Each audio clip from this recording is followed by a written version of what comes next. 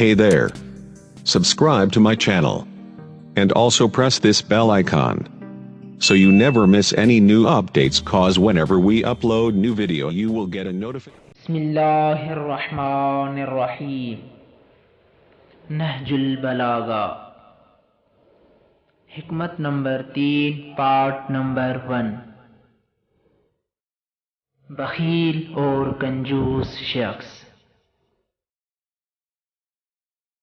امام علیہ السلام اس تیسری نمبر حکمت میں چند اخلاقی برائیوں اور چند اچھی عادتوں کی نشاندہی فرماتے ہیں، اور آج ہم ان میں سے پہلی اخلاقی برائی کو بیان کریں گے، جس میں امام علیہ السلام فرماتے ہیں: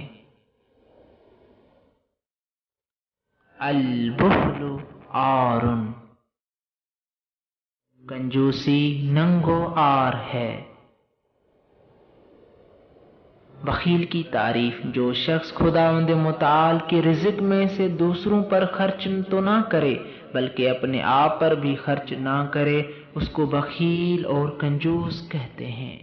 جیسے کہ امام علی علیہ السلام اپنے فرمان میں اس کی طرف اشارہ فرماتے ہیں: ابخل الناس من بخل علی نفسہ بمالہ وخلفہ لوراثہ.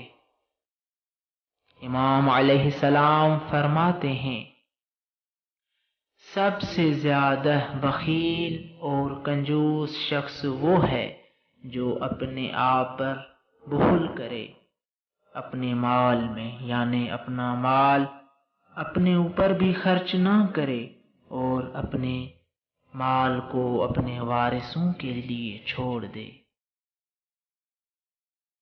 کنجوسی کرنے کے نقصانات. نقصان نمبر 1، بخیل شخص کی معاشرے میں عزت کم ہو جائے گی.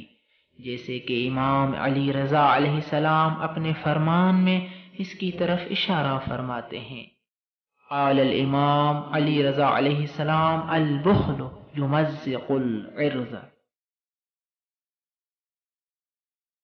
امام رضا علیہ السلام فرماتے ہیں: کنجوسی. بسم اللہ الرحمن الرحیم. نہج البلاغہ،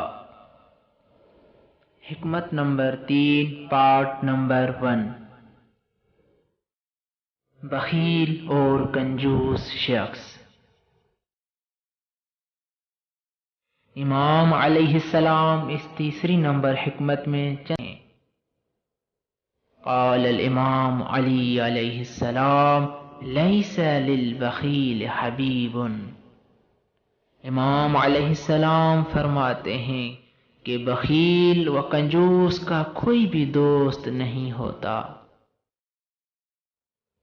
نقصان نمبر 3، بخیل اور کنجوس شخص واجبات کو ادا کرنے میں کوتاہی کرے گا.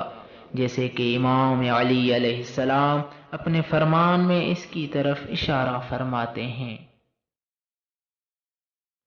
البخل باخراج ما افترضہ اللہ سبحانہ من الاموال اقبح البخل.